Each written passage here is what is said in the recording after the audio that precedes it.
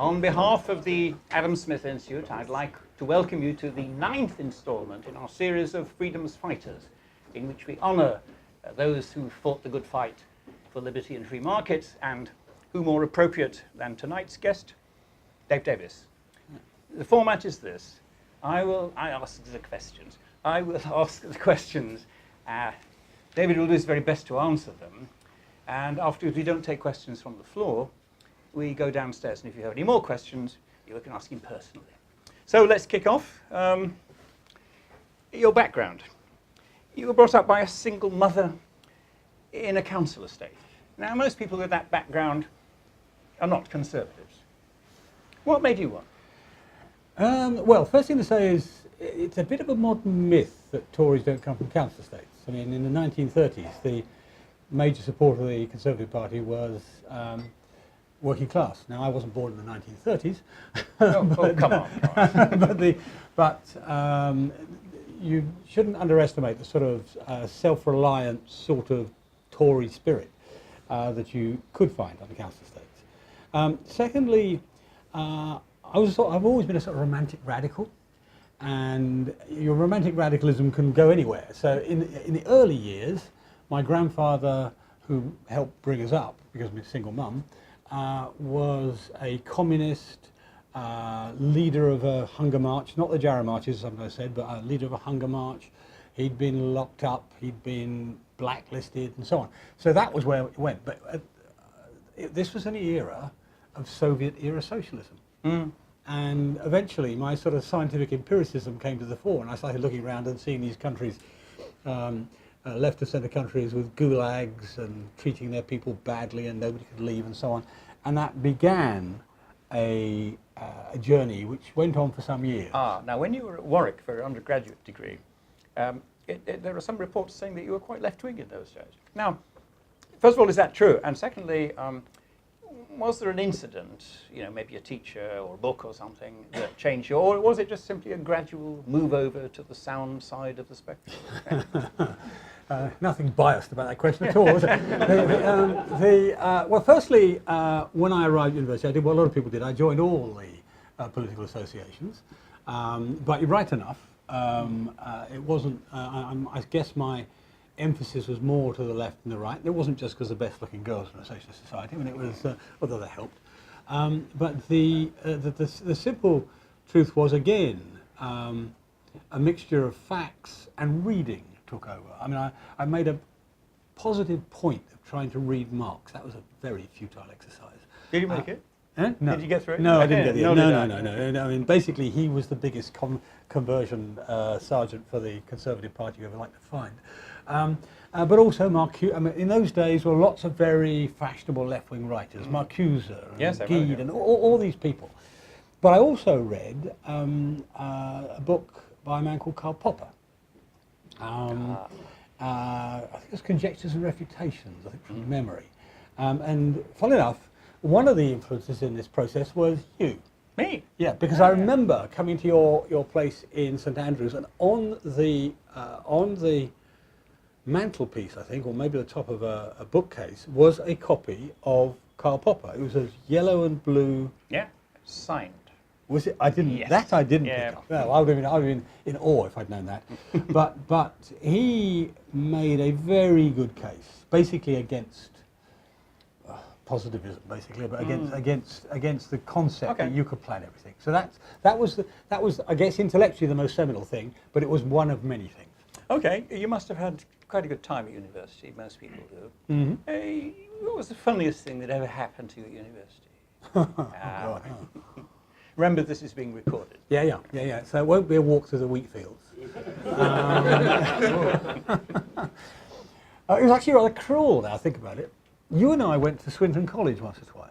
Mm-hmm, I remember this was the Conservative sort of mini university for young students in particular. A kind of weekend university. But you could also go there for a month course. I went there for a 1 month course, which was fascinating. Again, a seminal moment. And the party spent a lot of money on students in those days. We had about, I don't know, about 15,000 Conservative students in the organisation. I think that's probably more members than the Conservative Party has these days. It may well be, you know, but and one of the great mistakes today is that we don't focus more on students now, because they're the group that have the time to spend on politics. However, but of that more. But anyway, we went to Swinton, and there was a guy there. He's a nice man, I mean, and I liked him, but he had this very eccentric habit of wandering around the corridors in purple silk pyjamas. Jeff Bevan. I can't remember the name. I'm going to, since we're on air, I'm not going to remember the name. Anyway, one morning I got up after a very heavy night, and I was really hungover, and I was wandering into the square of the sort of castle, because it's castle, and with Andrew Neil, who was there at the time. And I looked up, and on the top of the high tower, there is a flagpole. And at the top of the flagpole were flying the trousers from these purple pyjamas. And I turned to Neil and said, "How did they get there?" And he said, "You put them there." I couldn't remember. Oh, well. Okay. Now, before entering Parliament in 1987, you worked at Tate & Lyle for, I think, 17 years. I often wonder, did your business career teach you anything about the way the world works? You know, do you think it's made you a better MP because you had that experience in business?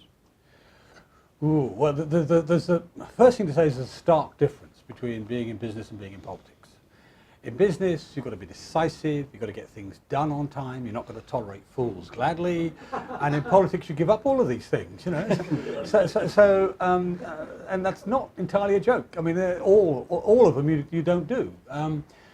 So there are massive differences, and in fact, most businessmen who come into politics have failed. There was John Davis. Archie Norman did a bit better than that, but wasn't at home, you know. So it's not normally a natural transition. And of course, if you arrive in Parliament having done something already outside, it doesn't always make people friendly to you. So, but it taught. Are you suggesting most of them haven't? Did I say that? Yeah. You can infer your own. The most important thing really was just the habit of getting things done. You know, of deciding this is where I'm going to do, this is what I'm going to achieve, this is the timetable, this is what I need to do it, and just doing it and making it happen. And you'd be surprised how you would have thought that was a self-evident, obvious skill that anybody could do. But having practiced it for 15 years or so in business, it was easy to do. And to give you a simple example, one of the things I did was a campaign for the last big Thatcher deregulation, which was the abolition of the dock labour scheme. Oh yes. Yeah. 18-month campaign from inception to success, to passing it through. And Margaret in her day was slightly nervous of the dockers because in the miners' strike, the one time that the government didn't appear to be in control was when there was a dockers' snap strike. And this took a huge amount of organisation, organising people, organising papers, organising policy, organising planning of how you did it. And I probably wouldn't be able to do it if I hadn't had the practice outside. Excellent. Okay. You were in the Territorial Army, SAS indeed. Yes. Which is a pretty rough operation. Have you ever had to use any of the skills you acquired then? The train killer, but only at weekends. Yes, that's not as you would think. I mean, there are 2 or 3 elements of it which I suppose are passed on. One was just the determination never give up. I mean, that's the sort of who dares wins actually normally translates into who cares who wins. But the real thing is just not giving up. Ever keep going. Go on until it's done. Go on until it's done. Yeah. Yeah. So that's one element of it. On the technical side, partly what I knew at the time, partly subsequent interest, partly the sort of osmosis of people I met there and stay in touch with. When I was doing sort of shadow home things on counter-terrorism and so on, it was quite useful to know how the operations were done and that sort of thing, and be able to talk to people who did it. When I had to oversee a hostage rescue. It was helpful then. So bits and pieces from time to time. But interestingly, one of the side effects of it, which I could never have predicted, was when we had the battles over things like surveillance and civil liberties and all this sort of stuff, people were often put off by the government saying, you don't quite understand, you know, what's going on here, and we need these powers, and so on and so on. And I was, because of the really unearned reputation that arose from that, I was able to say, no, I don't agree, I do understand, and so on. And actually Nick Clegg, when he and I were both shadow Home Secretaries for our relevant parties, said to me once, you know, David, you can get away with objecting to these things in a way that we can't, because the Liberals could be accused of being weak or soft on terrorism and so on, and they could never say that to me. So it was there was a sort of spin-off benefit from that. Now, when you did your Warwick degree, it was in molecular science and computer science, I think. Obviously, you then have a scientific and technical background that most people don't. Most MPs don't, at least. Does it make you better able to cope with the modern world? Well, it does me, but I mean, when people ask, this is the first time I've heard that phrase for a long time, this sort of the title of my degree, but when people ask my qualifications, I start to say, you know, molecular science, and computer science, and an MBA, and they glaze over. You know, most people are not really into all of that. So my habit is to say, well, actually, I'm jargon-proof. You know, I can deal with the physics jargon, I can deal with the biology jargon, I can deal with the chemistry jargon, I can deal with the economics jargon, and so on. That's the first thing, because the vast majority of human knowledge is well-organised common sense and a few facts. You know, if you leave out, you know, Einstein's special theory, if you leave out quantum mechanics, because both of those are completely outside human experience, either so big or so small, most bits of science and most bits of technical education is common sense codified. You know, so the ability to talk the language, see through the bullshit, to put not too fine a point on it, when people try it on with you, is incredibly important. Yeah, I say the same, but you acquire the vocabulary of science. Yes. You know what the words mean. Yeah. Okay. Can we take you through some personal preference questions? All right. Beer or wine? A wine. Any particular type? Tokai. We have the Chilean ambassador here, by the way. Well, you should have warned me that before. And I thought I would.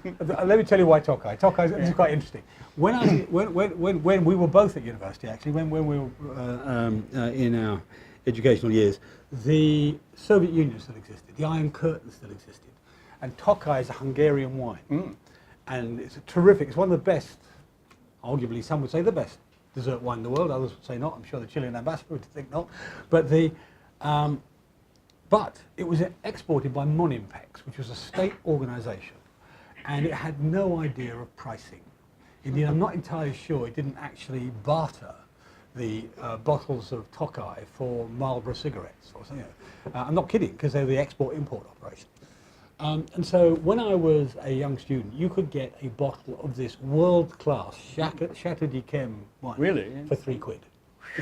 And so that's why I like Tokai. These days, what would it be these days? About 300? Yeah. Those what would have been £300. Yeah. Okay, if you had a favourite snack, crisps, peanuts, chocolate, what would it be?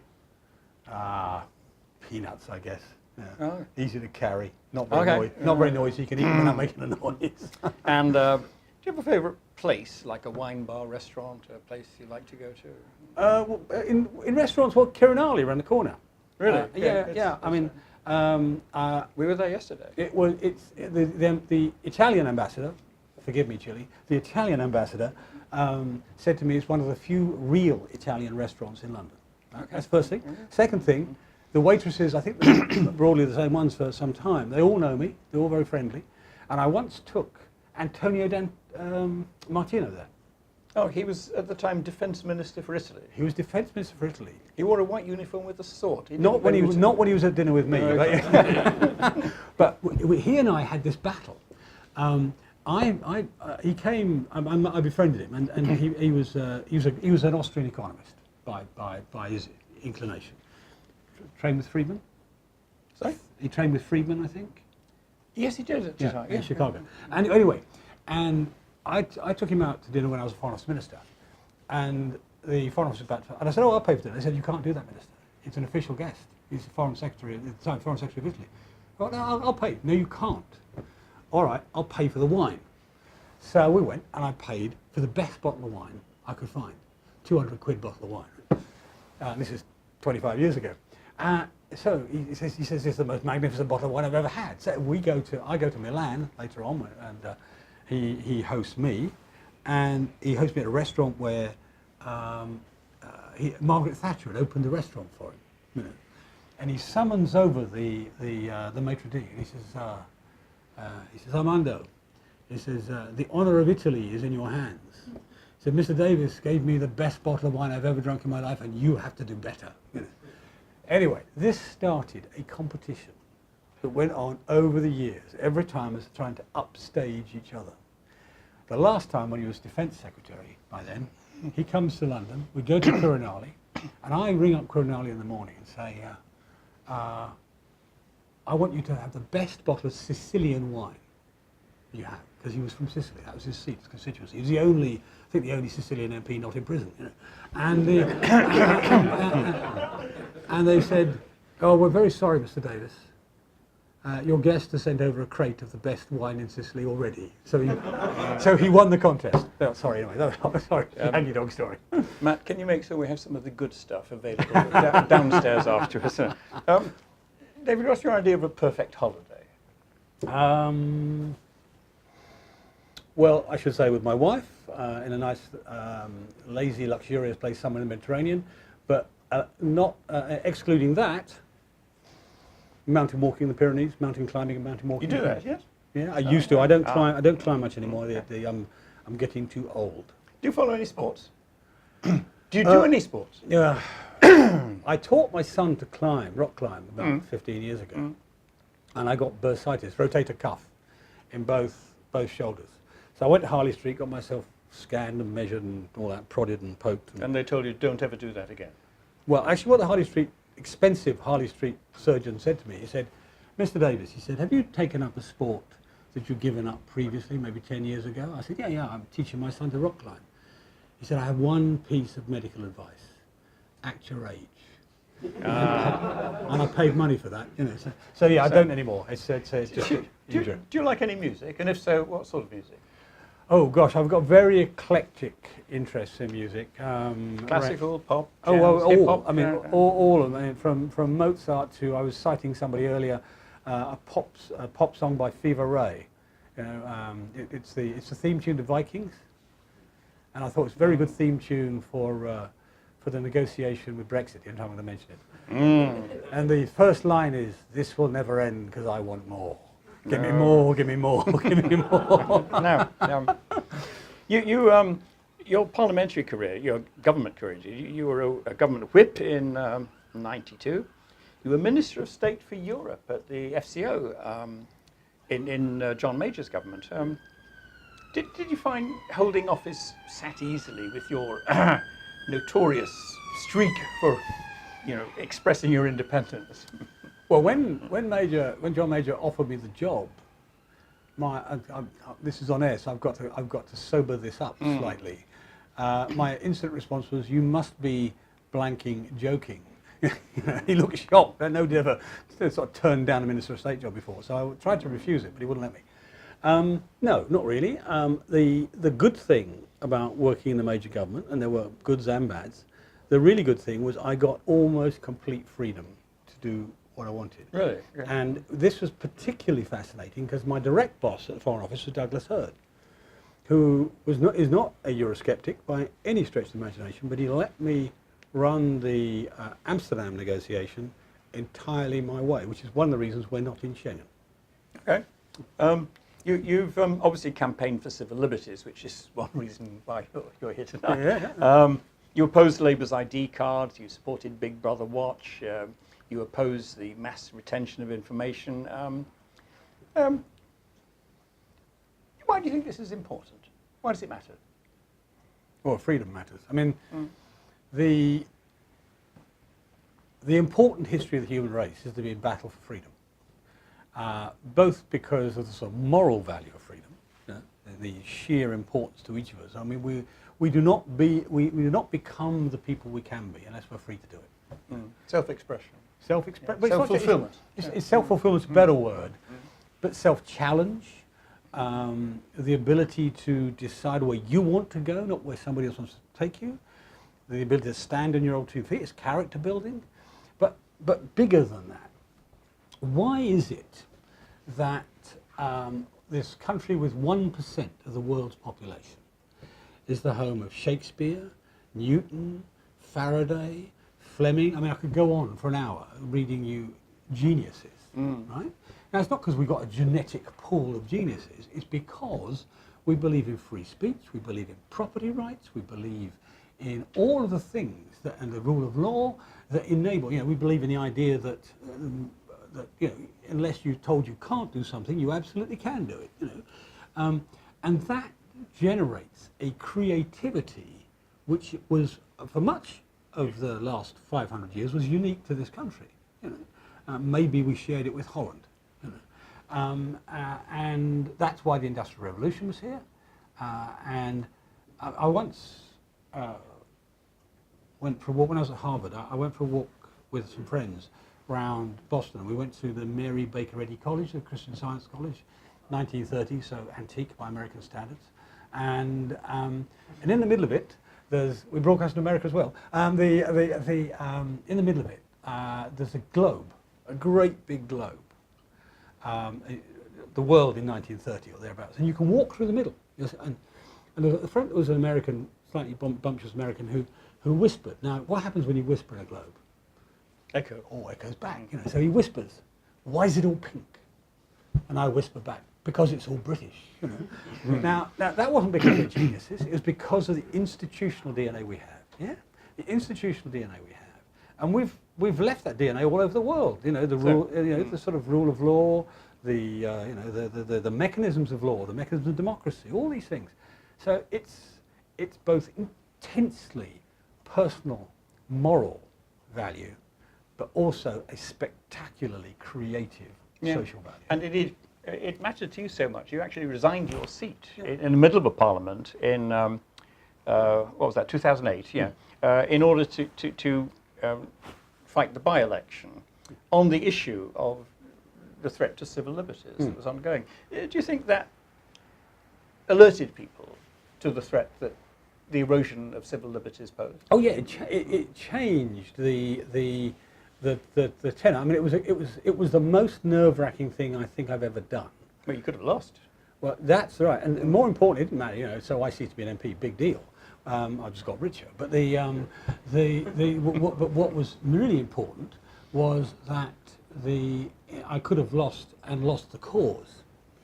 But what actually happened was before the election, when the public were asked, "Do you think we should lock up terrorist suspects for 42 days?" 42 of them, The typical answer was, "What's wrong with 42 years?"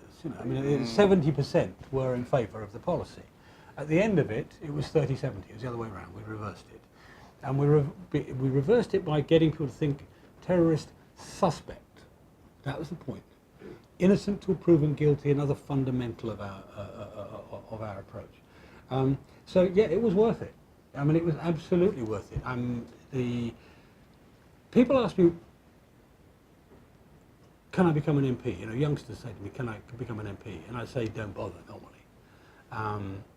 But if they press and they really mean it, I say, "Look, do you want to become an MP because you want to be driven around in a chauffeur-driven Mondeo? Because I'm sure there are easier ways of doing it than this. Or do you want to change history? Because the only reason to do this job is if you want to change history. Because that's our privilege. That's what we can do. It's what we're doing at the moment. We're in the middle of a massive historical change, or not, depending on how it turns out. That's what this was. This was an attempt on my part to change history. Little test. Immediately afterwards, I got beaten up on a program by Emily Maitlis and in the press by Rod Little. Both of them a year later said, "You were right, you've changed the tenor." Excellent. You've been many years in Parliament. What's the worst thing you've ever seen done there? The worst? I imagine that's a very difficult question. There There are so many answers. There are a number of candidates, but I think in objective terms, going to war on Iraq on the basis of information extracted under